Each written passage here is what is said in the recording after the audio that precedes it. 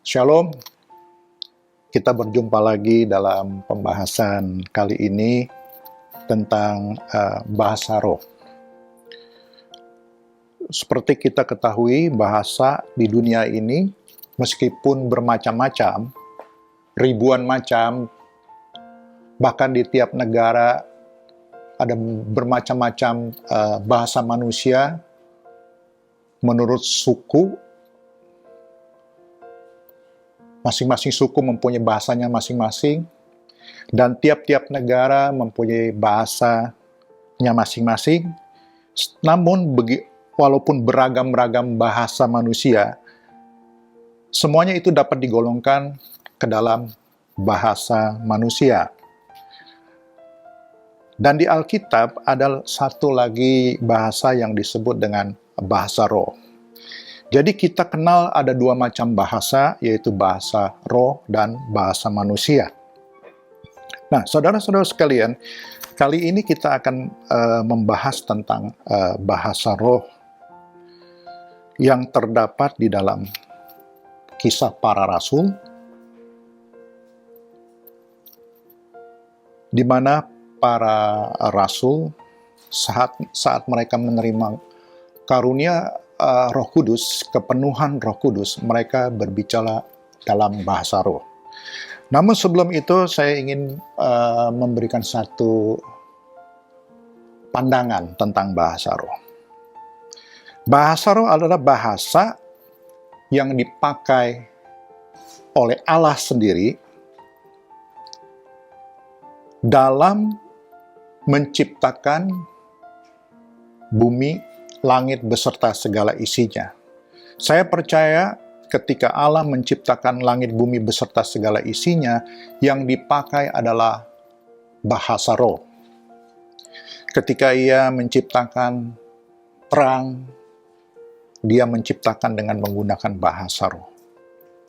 Ketika Ia menciptakan benda-benda di langit, bulan, bintang, Allah juga mempergunakan bahasa roh. Ketika Allah menciptakan tumbuh-tumbuhan, binatang, buas, ternak, Allah juga menggunakan bahasa roh. Ketika Allah juga menciptakan daratan dan lautan, Allah menggunakan bahasa roh. Jadi kita lihat betapa luar biasanya bahasa roh ini yang mempunyai kuasa. Dan bahasa roh inilah yang diwariskan juga kepada kita. Bahasa roh inilah yang juga Allah mau kita gunakan untuk berkomunikasi secara pribadi kepada Allah sendiri. Jadi saudara-saudara sekalian, bahasa roh adalah bahasa yang Allah inginkan kita ucapkan. Dan saya percaya, semua orang percaya, semua anak-anak Tuhan percaya, bahasa roh masih ada. Persoalannya adalah, apakah bahasa roh yang sekarang ada, yang sekarang dipraktekkan oleh mereka yang mempunyai karunia bahasa roh, itu adalah asli atau tidak? Nah, saudara-saudara sekalian, mari kita lihat, kita bahas bahasa roh itu. Kita lihat di dalam Kisah Para Rasul, ayat 2. Kisah Para Rasul ayat 2, ayat keempat. Demikian firman Tuhan. Maka penuhlah mereka dengan Roh Kudus, lalu mereka mulai berkata-kata dalam bahasa-bahasa lain, seperti yang diberikan oleh Roh itu kepada mereka untuk mengatakannya. Tentu bahasa-bahasa lain ini mengacu kepada bahasa roh. Tetapi di sini ketika para rasul dan orang-orang percaya lainnya yang berjumlah kira-kira 120 orang, ketika mereka berbahasa roh, orang-orang yang mendengarkannya Mereka mendengarkan dalam bahasa mereka masing-masing yang mendengarkannya. Seperti kita lihat Kisah Para Rasul 8 ayat Kisah Para Rasul 2 ayat 8. Mereka berkata begini, sesudah turun bunyi dan lidah-lidah api di tempat mereka berkumpul. Mereka berkata begini, bagaimana mungkin kita masing-masing mendengar mereka berkata-kata dalam bahasa kita sendiri? Ini adalah perkataan orang-orang yang mendengar para rasul ketika para rasul berbahasa roh. Yaitu bahasa yang kita pakai di negeri asal kita. Kita orang Partia, Media, Elam, penduduk Mesopotamia, Yudea dan Kapadokia, Pontus dan Asia, Frigia dan Pamfilia, Mesir dan daerah-daerah Libya yang berdekatan dengan Kirene, pendatang-pendatang dari Roma. Baik orang Yahudi maupun pengadut agama Yahudi, orang Kreta dan orang Arab, kita mendengar mereka, yaitu para rasul dan teman-temannya, yang berjumlah 120 orang itu, berkata-kata dalam bahasa kita sendiri tentang perbuatan-perbuatan besar yang dilakukan Allah. Saya percaya bahwa para rasul dan orang-orang yang berbahasa roh, mereka berbahasa roh, bukan berbahasa manusia. Kalau seandainya mereka berbahasa manusia, maka akan diterjemahkan bukan bahasa lain. Seperti kita lihat di terjemahan King James. King James mengatakan demikian. Terjemahan King James mengatakan demikian. And they were all filled with the Holy Ghost and began to speak with other tongues. Kalau misalnya mereka berbicara dalam bahasa manusia, maka akan diterjemahkan sebagai tongues of men. Jadi saya percaya bahwa mereka berbicara dalam bahasa roh, tetapi mereka mendengar bahasa itu diucapkan dalam bahasa mereka masing-masing yang mendengar. Jadi di dalam peristiwa Kisah Para Rasul 2 ini, para rasul berbicara dalam bahasa roh, namun ada yang menerjemahkannya sehingga para pendengar mengerti di dalam bahasa mereka masing-masing. Dan karya penterjemahan ini pasti dilakukan oleh Roh Kudus. Sedangkan di 1 Korintus 14, kita lihat 1 Korintus 14, Paulus mengatakan kepada orang-orang Korintus bahwa kalau kita berbahasa roh dan tidak ada yang menerjemahkannya, lebih baik kita diam. Seperti yang dikatakan di dalam ayatnya yang coba kita lihat 1 Korintus 14 ayat 27. Demikian firman Tuhan. Jika ada yang berkata-kata dengan bahasa roh, biarlah 2 atau sebanyak-banyaknya 3 orang. Seorang demi seorang, dan harus ada seorang lain untuk menafsirkannya. Jika tidak ada yang dapat menafsirkannya, hendaklah mereka berdiam diri dalam pertemuan jemaat. Nah, saudara-saudara sekalian, jadi ada bahasa roh yang diterjemahkan, bisa diterjemahkan oleh Roh Kudus, dan ada yang tidak diterjemahkan oleh Roh Kudus. Namun semuanya dalam peristiwa tersebut, semuanya berbahasa roh.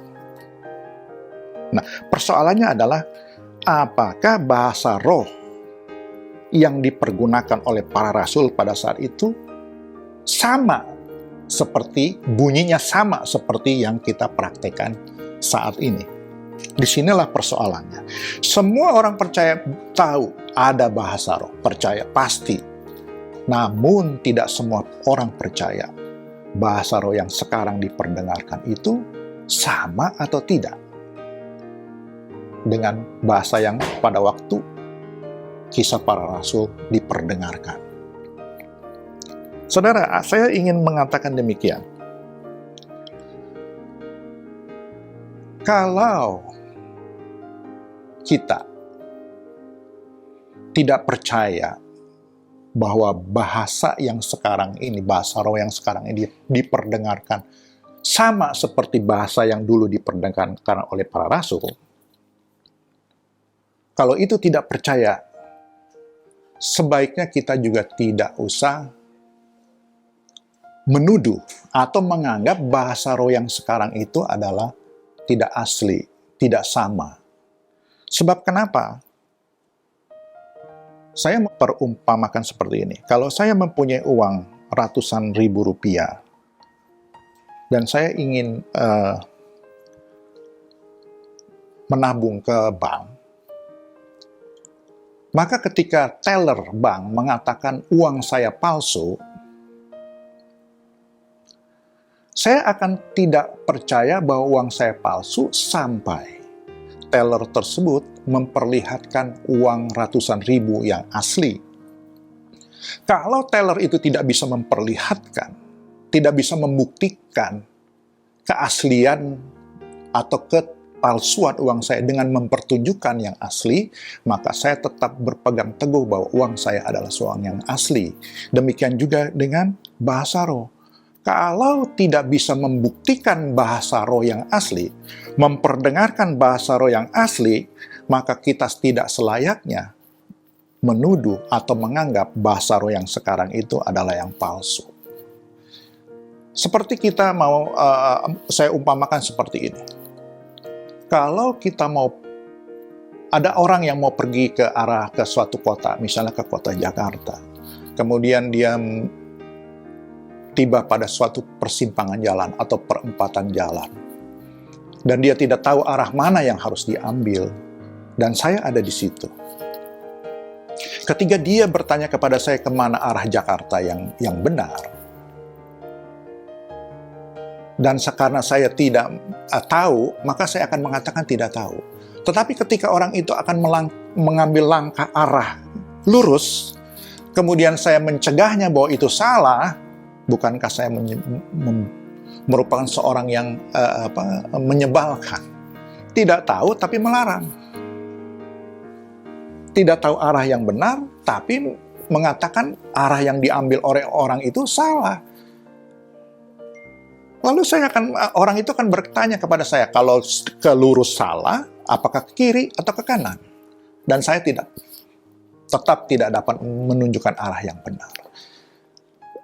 Pasti orang yang akan menuju ke Jakarta itu menganggap saya orang yang menyebalkan. Tidak bisa menunjukkan arah yang benar, tapi melarang saya mengambil langkah untuk menuju ke Jakarta. Demikian juga dengan bahasa roh. Kalau kita tidak bisa membuktikan bahwa bahasa roh yang sekarang itu salah, dan tidak bisa memperdengarkan bahasa roh yang benar, lebih baik kita tidak usah menuduh. Itulah poin saya sebenarnya. Dan satu lagi, saudara sekalian, kalau misalnya bahasa roh itu adalah suatu bahasa, karunia bahasa roh itu adalah suatu karunia yang tidak berarti, adalah salah besar. Sebab segala sesuatu yang berasal dari Allah, itu pasti berarti. Coba kita lihat. Bahasa roh menurut saya adalah bahasa sebagai tanda awal. Ketika kita berbahasa roh, itu adalah tanda awal. Bukan satu-satunya tanda, tapi tanda awal kita menerima Roh Kudus, kita dipenuhi oleh Roh Kudus, secara otomatis kita menerima kuasa. Itu adalah tanda awal. Coba kita perhatikan kehidupan Rasul Paulus. Rasul Paulus sebelum dipenuhi oleh Roh Kudus, dia adalah seorang yang penakut. Dia pernah menyangkal Kristus sampai 3 kali sebelum penyaliban Kristus. Tetapi setelah dia menerima karunia Roh Kudus, kemudian dia berbahasa roh, dia dengan berani memberitakan firman Allah. Jadi tanda awal orang menerima kuasa, yaitu menerima kepenuhan Roh Kudus adalah berbahasa roh. Setelah itu, baru tanda kedua adalah berani memberitakan firman Allah. Tanda-tanda selanjutnya apa yang dilakukan oleh Rasul Petrus? Maksud saya Rasul Petrus. Sebelum dia penyaliban Kristus, sebelum dia menerima karunia Roh Kudus, dia adalah seorang yang menyangkal Kristus. Setelah dia menerima karunia Roh Kudus, dia dengan berani memberitakan firman. Sebelumnya dia berbahasa roh, kemudian dia berani memberitakan firman, kemudian apa? Dia bisa menyembuhkan orang-orang sakit. Dia bisa mendatangkan tanda-tanda mujizat. Jadi tanda daripada kita kepenuhan Roh Kudus adalah tanda awalnya adalah berbahasa roh. Kemudian kita berani memberitakan firman. Tanda-tanda selanjutnya adalah kita bisa bernubuat, kita bisa menyembuhkan orang. Itulah kuasa daripada menerima kepenuhan Roh Kudus. Nah, saudara-saudara sekalian, kita lihat. Bagi kita yang percaya karunia Roh Kudus, kita nggak usah malu memperkatakan bahasa Roh Kudus, bahasa roh tersebut, meskipun kita dilecehkan, diledek, seperti orang gila lah, apalah. Malahan, saya mengatakan demikian, semakin bahasa roh itu yang kita ucapkan itu direndahkan, dilecehkan, kita dibilang sebagai orang gila, itu semakin membuktikan bahwa bahasa roh itu benar. Coba kita lihat di Kisah pasal 2 kembali. Ada dua reaksi orang yang mendengarkan ketika para rasul berbahasa roh. Grup yang pertama yang mendengar para rasul berbicara bahasa roh dan mengerti karena mereka mendengar seolah-olah para rasul berbicara dalam bahasa mereka masing-masing. Mereka apa? Reaksi mereka apa? Mereka semuanya tercengang-cengang dan sangat termangu-mangu. Ayat 12 ya, Kisah Para Rasul 2 ayat 12, demikian reaksi mereka. Bagi mereka yang mengerti. Mereka semuanya tercengang-cengang dan sangat termangu-mangu sambil berkata seorang kepada yang lain, apakah artinya ini? Tetapi ada grup yang kedua, kumpulan orang yang kedua yang tidak mengerti. Apa itu reaksinya? Ayat 13. Tetapi orang lain menyindir, mereka sedang mabuk oleh anggur manis. Mereka merendahkan, dalam bahasa Inggrisnya mocking, melecehkan. Mereka melecehkan, mereka sedang mabuk oleh anggur manis. Jadi saudara-saudara sekalian, ketika kita berbahasa roh, ada orang melecehkan, kita tahu pasti itu bahasa roh yang benar. Seperti kita lihat, Injil yang diberitakan oleh Paulus adalah Injil apa? Injil kasih karunia. Coba kita lihat. Kisah Para Rasul 20 ayat 24. Tetapi aku tidak menghiraukan nyawaku sedikit pun, asal saja aku dapat mencapai garis akhir dan menyelesaikan pelayanan yang ditugaskan oleh Tuhan Yesus kepadaku untuk memberi kesaksian tentang Injil kasih karunia Allah. Nah, ketika Rasul Paulus memberitakan tentang Injil kasih karunia Allah, bahwa keselamatan hanya oleh iman, bukan oleh perbuatan, maka reaksinya adalah sebagai berikut. Coba kita lihat di Roma 6. Roma 6. Orang bereaksi seperti ini ketika mereka mendengar Injil kasih karunia. Yang mengatakan dosa kita sudah diampuni, baik dosa yang dulu, sekarang maupun dosa yang akan datang. Dan keselamatan tidak akan pernah hilang oleh karena perbuatan. Orang ini bereaksi seperti ini. Jika demikian, Roma 6 ayat 1, jika demikian apakah yang hendak kita katakan? Bolehkah kita bertekun dalam dosa supaya semakin bertambah kasih karunia itu? Nah, saudara-saudara, ini adalah reaksi dari orang-orang yang mendengarkan Injil kasih karunia. reaksinya adalah, boleh kita berbuat dosa. Mari kita berbuat dosa. Sebab keselamatan tidak akan hilang oleh karena perbuatan dosa kita. Nah, ketika kita memberitakan Injil kasih karunia seperti itu, ada reaksi seperti itu, kita yakin Injil itulah Injil yang diberitakan oleh Rasul Paulus. Nah, saudara sekalian, demikian dengan bahasa roh.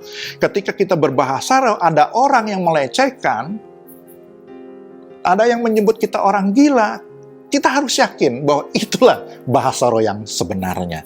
Jadi saudara-saudara sekalian, mari kita yang percaya kita tetap melakukan, kita tetap mempraktikkan, kita tetap menggunakan bahasa roh sebagai bahasa komunikasi kita dengan Tuhan. Satu lagi yang ingin saya sampaikan poinnya adalah bahwa kita sebagai orang-orang percaya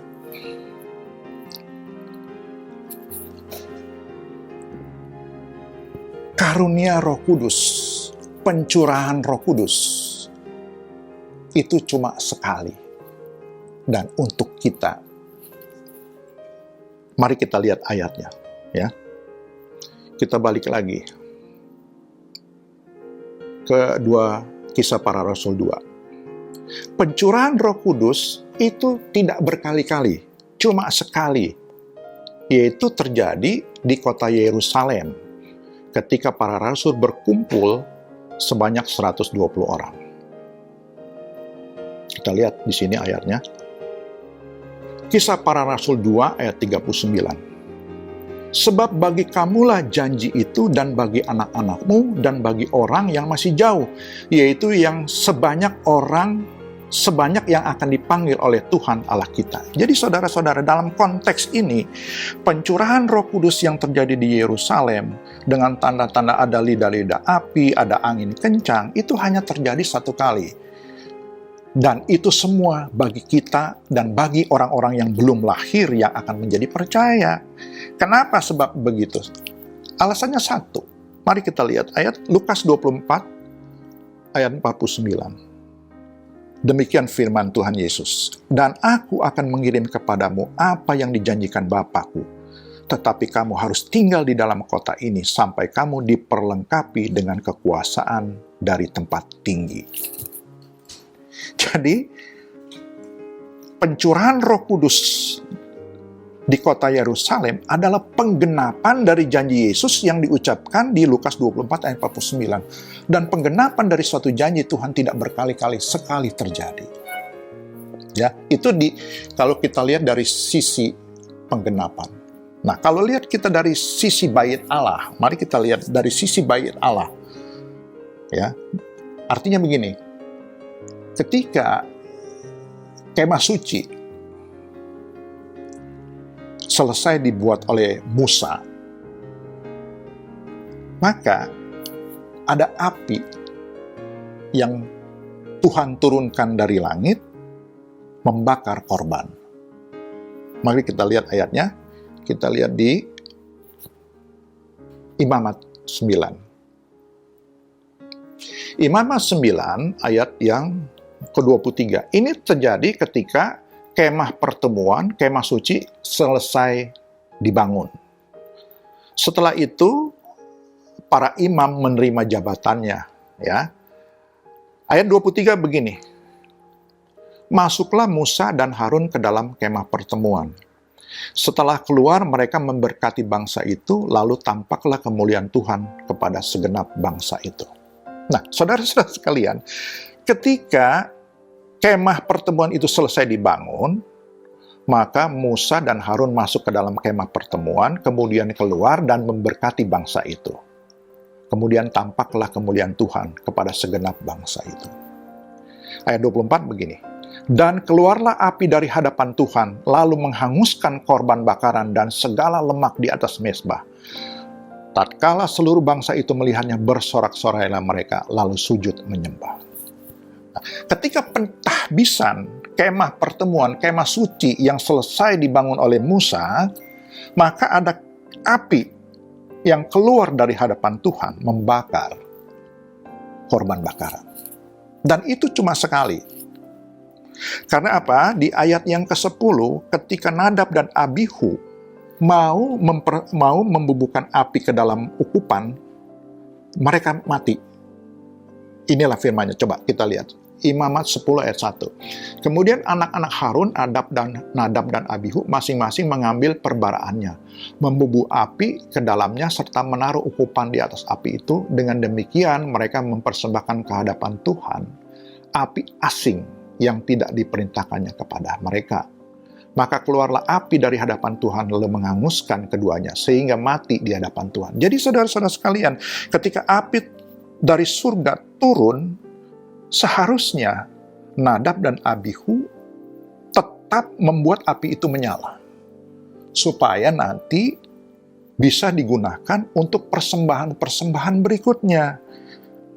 Ini terbukti dengan ketika mereka membubuhkan api yang bukan berasal dari Tuhan. Tuhan membakar Nadab dan Abihu sehingga mereka mati. Jadi saudara-saudara sekalian, api yang turun dari Tuhan ketika mentabiskan kemah suci, itu adalah api satu-satunya yang harus dipelihara. Nah, mari kita lihat lagi. Kita lihat ke 2 Tawari 7. Ketika Tuhan tidak lagi tinggal di dalam kemah suci, maka Salomo membuat bait Allah. Nah, ketika selesai pembuatan bait Allah, kita lihat di 2 Tawari 7 ayat 1. Ketika Salomo selesai mendirikan bait Allah dan berdoa di ayat yang ke-6, 2 Tawari 6, dan setelah selesai berdoa, maka inilah yang terjadi. Ayat 1, 2 Tawari 7 ayat 1. Setelah Salomo mengakhiri doanya, api pun turun dari langit, memakan habis korban bakaran dan korban-korban sembelihan itu. Dan kemuliaan Tuhan memenuhi rumah itu. Nah, saudara-saudara sekalian, ketika Salomo mentahbiskan bait Allah yang baru selesai dibangun, ada api dari surga turun atas korban-korban yang dipersembahkan di bait Allah tersebut. Nah, sekarang, dalam zaman sekarang, Tuhan tidak tinggal di dalam bait Allah lagi. Bait Allah yang dibuat oleh manusia tidak tinggal lagi di kemah suci, tetapi Tuhan tinggal di dalam kita. Siapakah kita? Kita adalah bait Allah. Coba kita baca 1 Korintus 3 ayat 16. Nah, demikian firman Tuhan. Tidak tahukah kamu bahwa kamu adalah bait Allah dan bahwa Roh Allah diam di dalam kamu? Jadi saudara-saudara sekalian, kita adalah bait Allah, di mana Roh Allah diam di dalam kita. Nah, saudara-saudara sekalian, kita adalah bait Allah, tapi kita juga adalah apa? Kita juga adalah korban persembahan yang hidup. Coba lihat. Roma 12 ayat 1. Karena itu, saudara-saudara, demi kemurahan Allah, aku menasihatkan kamu supaya kamu mempersembahkan tubuhmu sebagai persembahan yang hidup, yang kudus, dan yang berkenan kepada Allah. Itu adalah ibadahmu yang sejati. Jadi, di samping kita sebagai bait Allah, kita adalah juga korban persembahan yang hidup. Jadi, saudara-saudara sekalian, ketika Allah mau berdiam di dalam kita, maka adalah api dari surga, yaitu Roh Kudus, membakar kita sebagai persembahan yang hidup. Dan itu hanya berlaku sekali saja, tidak berkali-kali. Seperti contohnya, kematian Kristus adalah kematian untuk bagi orang-orang berdosa. Kematian bagi seluruh dunia. Kita lihat di Roma 6:10. Sebab kematiannya adalah kematian terhadap dosa satu kali dan untuk selama-lamanya. Dan kehidupannya adalah kehidupan bagi Allah. Jadi kematian Kristus terhadap dosa adalah sekali dan untuk selama-lamanya. Dan ini diperuntukkan bagi semua orang yang percaya. Kalau yang tidak percaya tidak mendapatkan keselamatan. Bagi yang percaya akan mendapatkan keselamatan. Tetapi Roh Kudus hanya diperuntukkan bagi orang-orang percaya saja. Coba lihat, kita lihat di Yohanes. Kita lihat di Yohanes 14 ayat yang ke-16. Yohanes 14 ayat 16. Demikian firman Tuhan. Aku akan minta kepada Bapa dan Ia akan memberikan kepadamu seorang penolong yang lain, supaya Ia menyertai kamu selama-lamanya, yaitu Roh kebenaran. Dunia tidak dapat menerima Dia, sebab dunia tidak melihat Dia dan tidak mengenal Dia. Tetapi kamu mengenal Dia, sebab Ia menyertai kamu dan akan diam di dalam kamu. Jadi saudara sekalian, Roh Kudus adalah hadiah daripada Bapa khusus untuk orang percaya. Tetapi orang percaya yang percaya akan kepenuhan Roh Kudus akan menerima kepenuhan Roh Kudus. Tapi siapa yang tidak percaya tidak akan menerima kepenuhan Roh Kudus. Dengan demikian juga dengan bahasa roh. Diperuntukkan untuk orang-orang percaya. Tetapi orang-orang percaya yang percaya bahasa roh, dia akan menerima. Tetapi orang-orang percaya yang tidak percaya bahasa roh, tidak akan menerima. Jadi, saudara sekalian, dalam konteks pencurahan Roh Kudus, itu sama dengan konteks kematian di atas kayu salib. Kristus mati sekali dan untuk selama-lamanya bagi dosa. Dan dia tidak akan pernah mati lagi. Demikian juga dengan pencurahan Roh Kudus, sekali dan untuk semua orang yang percaya. Saudara-saudara sekalian, bahasa roh adalah bahasa yang diwariskan bagi kita semua. Bahasa yang mempunyai kuasa, yang dipakai oleh Allah untuk menciptakan langit dan bumi beserta segala isinya. Bagi kita yang percaya, tidak usah berkecil hati, semakin orang melecehkan bahasa roh kita, semakin membuktikan bahwa bahasa roh yang kita gunakan adalah bahasa roh yang benar. Saudara-saudara sekalian, itulah yang ingin saya share kepada kita semua. Dan bagi kita yang percaya, kita tidak perlu merasa dilecehkan. Kita tidak perlu merasa perlu merasa rendah diri karena kita dilecehkan dengan mengucapkan sesuatu hal yang tidak dapat kita mengerti. Memang akal kita tidak bisa mengerti bahasa roh, tetapi roh kita, ketika kita berdoa dengan bahasa roh, roh kita mengucapkan hal-hal yang misteri, hal-hal yang luar biasa. Karena kita tahu, ketika kita mengucapkan segala sesuatu yang tidak dapat kita ucapkan dengan akal kita, roh kita membantu untuk mengucapkan hal-hal yang ingin kita lakukan yang tidak kita ketahui di dalam pikiran kita. Demikianlah sharing saya tentang bahasa roh. Bahwasanya bagi mereka yang tidak percaya, tidak usah menuduh bahwa itu bahwa bahasa roh itu palsu, sampai bisa membuktikan, sampai bisa mempertunjukkan, sampai bisa memperdengarkan yang asli seperti apa. Tuhan memberkati.